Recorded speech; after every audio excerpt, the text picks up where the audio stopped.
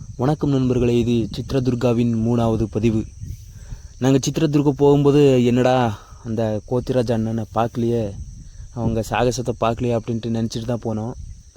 ஆனால் அவங்க நமக்கு சந்திரவள்ளி கவில் கிடச்சாங்க. அங்கே அவங்க சாகசத்தை நம்மளால் பார்க்க முடிஞ்சது. பாருங்கள், அந்த அண்ணன் வந்துட்டு ஏறி அந்த பாறங்களில் ஏறி பழக்கப்பட்டவங்க தான். ஆனால் கொஞ்சம் நிதானமாக பொறுமையாக ஏறுறவங்க.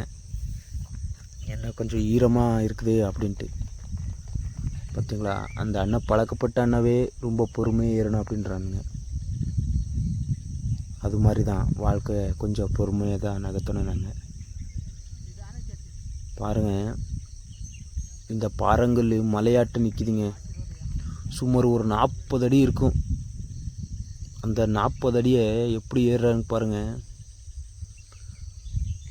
அந்த அண்ணன் எல்லாருக்கிட்டையும் கேட்டுக்கிறாரு, ஏறுறவன் கொஞ்சம் உஷாராக வரட்டும் அப்படின்னு வேண்டிக்கிங்க, நல்லபடியாக திரும்பி வரட்டும் அப்படின்னு வேண்டிக்கிங்க அப்படின்ட்டு கீழே நிற்கிற ஆளுங்களுக்கெல்லாம் சொல்கிறாரு.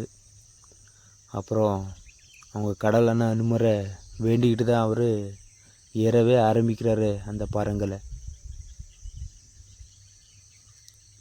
அவனும் சும்மா இல்லைங்க, எப்போவும் அந்த ஆஞ்சநேயோட அனுமனோட ஆசீர்வாதம் அவங்க கூடவே இருக்கும் அப்படின்றதுக்கு இது ஒரு சாட்சி.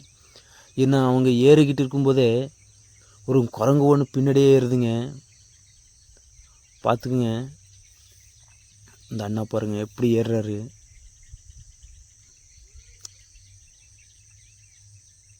ஆனால் அந்த அண்ணன் இந்த பாறங்களை 10 இல்லைன்னா 15 செகண்டுக்குள்ளே ஏறிடுவேன் அப்படின்னாரு. கொஞ்சம் மழை பெஞ்சு ஈரமாக இருக்கிறதுனால கொஞ்சம் சிரமமாக இருக்குது, அதனால கொஞ்சம் லேட்டாக ஏறுறேன் அப்படின்ட்டு ஏறிட்டு இருந்தார். பாருங்கள், அப்படியே வானத்து உச்சிக்கு போடுற மாதிரி இருக்குது அந்த பாறங்கள். அதில் ஏறிட்டுருக்காரு.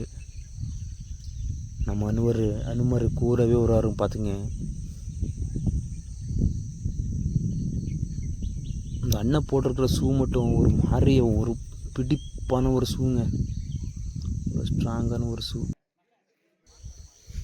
இவர் இந்தியாவின் குரங்கு மனிதன் அப்படின்னு அழைக்கப்படுவார்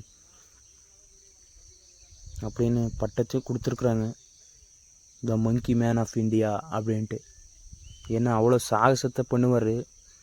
நீங்கள் எப்போவாச்சும் சித்ரதுர்கா போனீங்கன்னா இவங்க கண்டிப்பாக மிஸ் பண்ணாமல் பார்க்கலாம். ஏன்னா அங்கேயே வாழ்வார், அந்த மலைக்கு மேலே தான் எப்போவுமே இருப்பார்.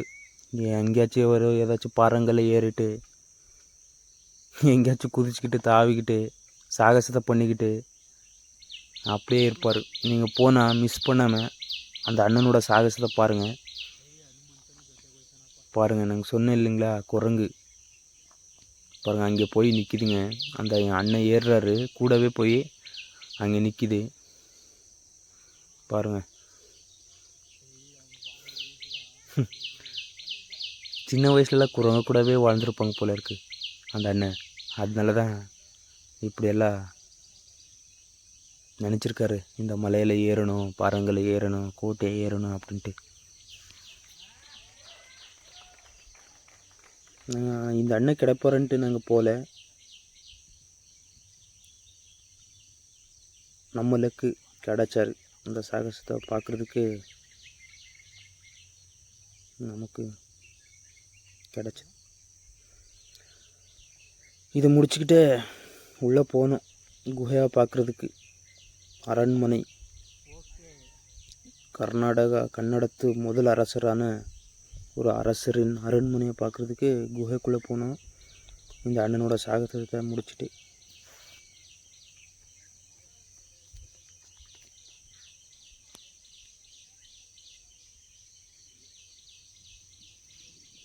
பாருங்கள் எப்படி நிற்கிறாருன்னா, ஒத்த கல்லே நிற்கிறாருங்க. கொஞ்சம் இத்தினோண்டு தான் நிற்கிறதுக்கு இடம் இருக்குங்க, அங்கே போய் ஒத்த கல் நிற்கிறாரு. எவ்வளோ பெரிய மனுஷன், ஒரு 90 கிலோ ஆச்சு வருவாருங்க. அவ்வளோ பெரிய ஆள், ஏறுறதுன்னு எவ்வளோ சிரமம், அந்த சிரமத்துலேயும் ஏறிட்டுருக்கிறாரு. உச்சிக்கு போயிட்டார், இன்னும் போகவில்லை, இன்னும் ஏறாரு.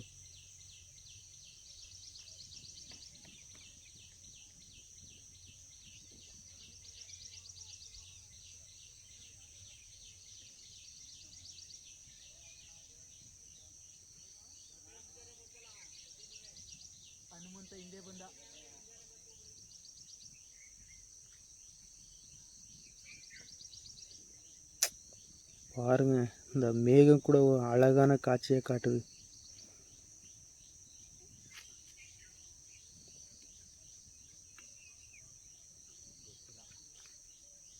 எங்கள் அப்பா உச்சிக்கு போயிட்டாருங்க. ஆனால் அந்த பக்கம் இறங்குறதுக்கு கொஞ்சம் சிரமம் இல்லாமல் இருக்குது. கொஞ்சம் ஈஸியாக இறங்கிக்கலாம் அந்த அண்ணன். எப்படி நிற்கிறாரு பாருங்க. கீழே இருந்து பார்க்கும்போது இத்தனூண்டு தெரிகிறாரு. அவ்வளோ உயரத்துக்கு போயிட்டாரு. அந்த அண்ணன் எவ்வளோ உயரம் தான் ஏறினாலும் நம்ம அரசாங்கங்களும் ஜனங்களும் உயரத்தில் ஏறுறத பார்ப்பாங்க. ஆனால் உயரத்தில் நிறுத்தி பார்க்க மாட்டாங்க.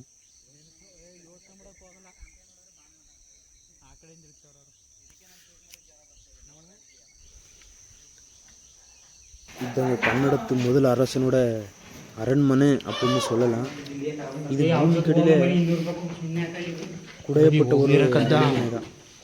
வெளிச்சம்ல கிடையவே கிடையாது. அங்கே போன கைடோடு தான் போகணும். கைடு இல்லாமல் உள்ளேயும் விட மாட்டாங்க. கைடு நிறைய பேர் இருப்பாங்க. கைடு கூப்பிட்டு நீங்கள் போகலாம். இல்லைன்னா ஒரு ஆளுக்கு 50 ரூபா கேட்பாங்க. இல்லை கூப்பிட்டு போய் எல்லாத்தையும் சொல்லி கொடுக்குறது, எங்கெங்கே என்ன இருக்குது அப்படின்னு சொல்லி கொடுத்துட்டு 50 ரூபா வாங்குவாங்க. தனியாலாம் போக முடியாது, கைடோடு தான் போகணும். அது கைடோடு தான் போகணும். ஆனால் நமக்கு சரியாக இடத்த காட்டல அப்படின்ட்டு கேட்டில் ஒரு ஆள் இருந்தாங்க. அவங்க சொன்னாங்க 5 ஸ்டெப் இருக்குப்பா உள்ளே இறங்கிட்டு அப்படின்னு. நமக்கு 3 ஸ்டெப் தான் காட்டினாங்க. ஏன்னு தெரியல, நம்ம காசு கொஞ்சம் கம்மியாக கொடுத்தோம் அந்த அண்ணனுக்கு, அதனால காட்டலே நமக்கு தெரில. நீங்கள் போனால் சரியாக கேட்டுட்டு விசாரிச்சுட்டு எத்தனை ஸ்டெப் இருக்குது என்ன ஏது அப்படின்ட்டு விசாரிச்சுட்டு எல்லாத்தையும் கூப்பிட்டு போவீங்களா அப்படின்னு விசாரிச்சுட்டு உள்ளே ஒரே இருட்டுங்க. லைட்டு மட்டும் ஆஃப் பண்ணுன்னு வச்சுக்கோங்களேன், ஒன்றும் தெரியாது. பக்கத்தில் நின்றுருக்குற ஆள் கூட தெரியாது. உள்ளே கோயில் இருக்குதுங்க, கோயில் இருக்குது, நந்தி இருக்குது. இங்கே இருந்த அரண்மனையில் இருந்த ஒரு சாமியாருக்கெல்லாம் இடங்களே இருக்குது பார்த்தீங்கன்னா.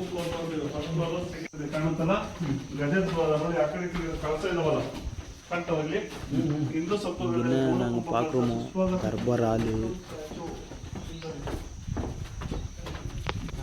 அப்புறம் பெட்ரூம், எல்லா வசதியும் உள்ளே பண்ணி வச்சுருக்காருங்க. பார்த்தீங்கன்னா பூமி கடியில் கிட்டத்தட்ட ஒரு 50லேருந்து 40 அடி கீழே உடஞ்சி பூமியை இந்த அரண்மனையை செதுக்கிருக்கிறாங்க, பண்ணி வச்சுருக்குறாங்க, கட்டி வச்சுருக்குறாங்க. ஆனால் அந்த சீலிங்கெல்லாம் இன்னும் அழகாக அப்படியே இருக்குதுங்க. பூமிக்கடியில் அது எப்படி தான் பண்ணி வச்சுருக்காங்கன்னு தெரில, ஆனால் சூப்பராக இருக்குது. நீங்கள் சித்ரதுர்காவுக்கு வந்தால் மிஸ் பண்ணாமல் இந்த சந்திரவள்ளி குகைக்கு போய் பாருங்கள்.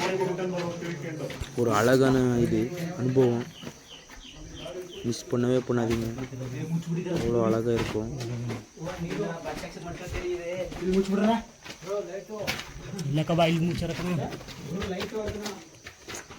பாருங்க, பண்ண மட்டும் இருட்டுங்க, அவ்வளோ இருட்டு. உள்ள பக்கத்தில் நின்றுருக்கவா கூட ஆள் தெரியாது. அவ்வளோ காலத்தில் எப்படி வாழ்ந்துருப்பாங்கன்னே தெரியல. இங்கெல்லாம்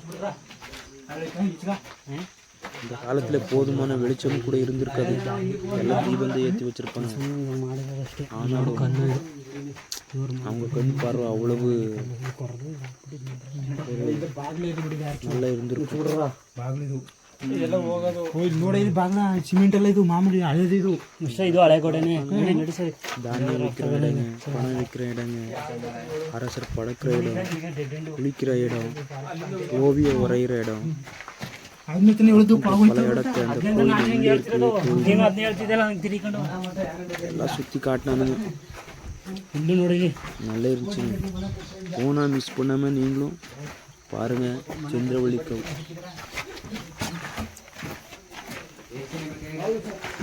அந்த அண்ணன் சொல்லிக்கிட்டே இருக்காரு. நாங்கள் கேட்டுக்கிட்டு போயிட்டுருக்கோம் அவ்வளோதான். இಲ್ಲಿಂದ ಬಂದು ನಾವು ಬಾಸಿಂದ என்ன மேக்ஸிமம் உங்களுக்கு தமிழ் ஆளுங்கள கிடைக்க மாட்டாங்க இங்கே. எல்லாம் கன்னடத்தில் தான் கிடைப்பாங்க. வீடு கன்னடத்தில் தான் சொல்லுவாங்க. தெரியல தமிழ் சொல்லுவாங்க கற்றுட்டு இருப்பாங்க தமிழ் கருவோடு அப்படின்ட்டு. நீங்கள் கேட்டு தெரிஞ்சுங்க அவ்வளோதான் தமிழ் தெரியுமா அப்படின்ட்டு. ஆச்சும் ஒருத்தருக்காச்சும் தெரிஞ்சிருக்கும் தமிழ் கேட்டு.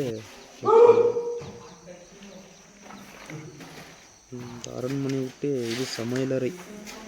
இந்த காலத்தில் சமையல் செஞ்ச இடங்க பார்த்துங்க மேலே எப்படி இருக்குது சீலிங் அந்த காலத்தில்.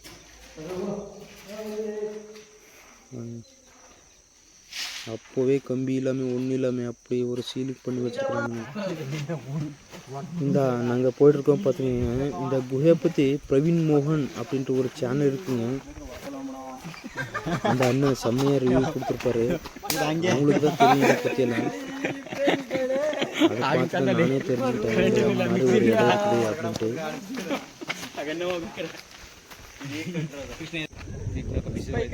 அவங்க திரும்பி வரும்போது குரங்கெல்லாம் தண்ணியில் விளையாட்டுருந்தது.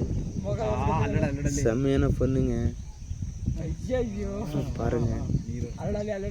இப்படி விளையாட தெரியுங்க.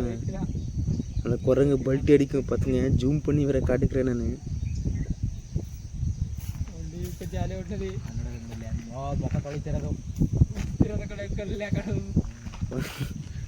குரங்கு பல்ட்டி அடிக்கும் பார்த்துங்க. இப்போ பாருங்க.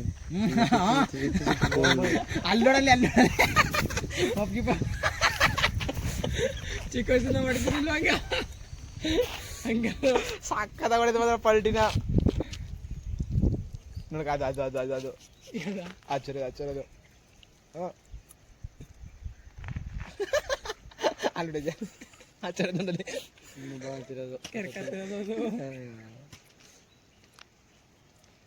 ಮೂರು ಅಣ್ಣ ತಮ್ಮನಗಳಿದು ಕಚ್ಚಾಡ್ತವ ಅದು ಮಾತ್ರ ಸಕ್ಕದ ಮಕ್ಕಳು. சரி நண்பர்களே, இத்தோட நான் இந்த வீடியோ